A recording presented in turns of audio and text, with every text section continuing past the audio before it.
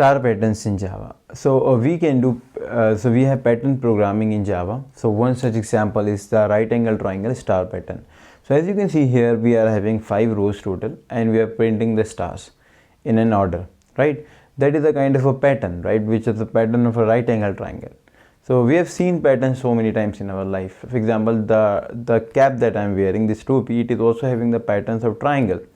And similarly, this is also we are having a pattern. Now today we will be going to learn about this, that with the help of a nested for loop, how we can create such patterns, right? So in order to create this pattern, first thing is we should have in our mind is what this pattern is exactly about. So we can see that there are total 5 rows. So I'm writing here rows is equals to 5, 1 2 3 4 5, and in the first row we are having the one element, that's the one star we are having, right? And in the last row we are having total 5 stars. And we can also see that each star is incrementing by 1. So one step at a time. Earlier it was 1, then it becomes 2, then 3, then 4, then 5. Likewise it is getting increasing. Now how we will write the for loop for this? So what we will do is we will start like this. We will write for, and then we say int, and we will give a variable, let's say I is equals to 1, right? Then I will say that I is lesser or equal to rows. And what is rows? Well, rows is nothing but an integer variable we can make, integer rows, which is nothing but equal to 5. Okay, and we will say that please increment the value of I by I plus plus. All right, now what this loop will do is it will start from I and it will go till rows. So the rows is 5. So 1 will become 2, 2 will become 3, 3 will become 4, and 4 will become 5. So it will get incremented for the total 5 times. So we can think about that. This loop will run for the 5 times. The one very simple things. Now inside the for loop we will have one more for loop. I'm making this line so that I just wanted to tell you that the next for loop that we will making will be inside this for loop. That's a nested for loop, right? So now I will make here 4 integer, let's make a variable. I'm making it j, ij, right? This is j is equals to 1. All right, then j is lesser or equal to I, j plus plus. Now the important thing that we have to take care about is, I'm closing the parenthesis here, is how we have given the condition here. We start again j with 1, and after that we have just says that j is lesser or equal to I, and already we have seen I there, right? So we have this condition of j will be dependent on I, and now we will see how it will work, right? But before that I just wanted to put a printing statement there. Okay, the printing statement I will print inside. So let's say I'm printing here system.out.print, and here I will be going to write star, because star was there. If it is something else, let's say dollar or maybe hash, then that thing I should be writing, but right now this is star, right? And yeah, so now I will close this for loop here. So now my for loop is containing only one statement, which is this. I can also ignore these curly braces. I can ignore that also. I have that option, because whenever we are having one single statement under a for loop, so we can ignore them, right? We can ignore them. It's up to us. If you want to ignore them, you can ignore. If you wanted to write them, you can write. So it is okay, because we are having only one statement right now, right? I just wanted to put them. The reason why I wanted to put them, so that I can tell you one concept. Now outside the for loop I will write one more statement, and now the statement I will write it system.out.println, and I will let you know why I am writing that. Now just just catch one difference. The difference is, here we have used the print, while here we are using the println. So both methods are different. Println will print something and put the cursor to the next line, while print, yes, it will of course print something, but after printing the cursor will be on the same line. So So that one concept we have to take in our mind. And now let's analyze the loop, that how it is working and how it is printing the pattern. We will do with the help of a table, right? So I am creating a table here, and that table will be consisting of all the variables. So we are having rows, then we are having I, after the I we are having j, and after the j, yeah, pretty much in the one variable, that is the rows we are having, from where we have initialized the number 5. Now let's see how it is working. So we are saying that what's the value of rows right now? It's 5. Alright, so what's the value of I starting? The value of I is 1. Okay, now we are saying that do 1 is lesser than rows. Of course 1 is lesser than 5. Yes, it is. So we will, whenever this condition is initialized, after that it is checked, after check it is true. So whenever it is true, so it will go inside this loop, right? And whenever this condition becomes false, so the loop will get terminated and we will become outside of the loop. Since the condition is true, because we know that 1 is lesser than 5, we will go inside the for loop. Now inside the for loop, when we will come here, so we will find it that there is one more for loop. Now we will go ahead and compute this for loop.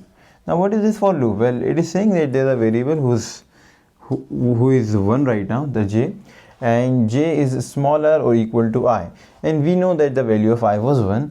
So we know that, okay, the value of I is 1 actually, and yes, j is not smaller than I, but it is equal to I, that we know. So because of that equal sign, this condition is also true. Now what is inside this? Well, inside this is print star. So because of this, we are going inside this loop, it will be going to print 1 star, right? And after the star get printed, so the execution of the loop will become here, and now j will become j plus plus. Now the value of j will become 2. Okay, now 2 will be checked here. Do 2 is lesser or equal to I or not, right? And now you can see that I is 1 and 2 is not lesser or equal to 1. 2 is greater. Because of that, this loop will fall down, and since this loop will fall down, the execution will come here. Execution will come outside the loop, and we have seen that outside the loop we have the statement which is nothing but system.out.println. And what this println statement do is, last time this print was happen and our cursor was here, right? Now since it will see this code, so it will put the cursor to the next line. That's it. Just put the position of the cursor to the next line. Okay, now what will happen is, we printed this, and now we see this bracket, this braces, which is nothing but this loop braces the parent loop, the outer loop, right? Now it will come to the outer loop. Now when it will come to the outer loop, the execution will go to here, I plus plus. Okay, now earlier the value of I was 1, now it will become 2. Okay, now it will become 2. So now the value of I is 2, and now again the checking will happen. Do 2 is lesser or equal to rows, and we know that in the rows we are having 5, and of course 2 is lesser than 5, so we will go inside. Now the execution of this loop will start from 1 only. The j is 1 only, right? It will start from 1 only. So because the loop was break, we have seen the loop was break, right? And now the loop will restart again, so it will start from the position of its initialized position, which is 1. Okay, so now the j will start from 1 only, but this time I is not 1, but I is 2, right? So it will j is 1 and I is 2. So do 1 is lesser than 2. Of course 1 is lesser than 2. So we will go inside. What is inside? Print a star. Now the star will be printed, the execution will go here, j plus plus. Now this one will become 2. Okay, now the comparison will become, do 2 is lesser than 2. No, it's not lesser. Do 2 is equal than 2. Yes, it is equal than 2. So again this statement become true because of this equal sign, and the execution will come here, and one more star will be printed. Right now the cursor is here, this is my cursor, right? Now again this will increment it. Now j will become 3. Do 3 is lesser or equal to 2, and the answer is no, neither it is lesser nor it is equal. So what happen, when this condition will become false, we will come out of the loop, and out of the loop we are having this statement which is nothing but system.out.println.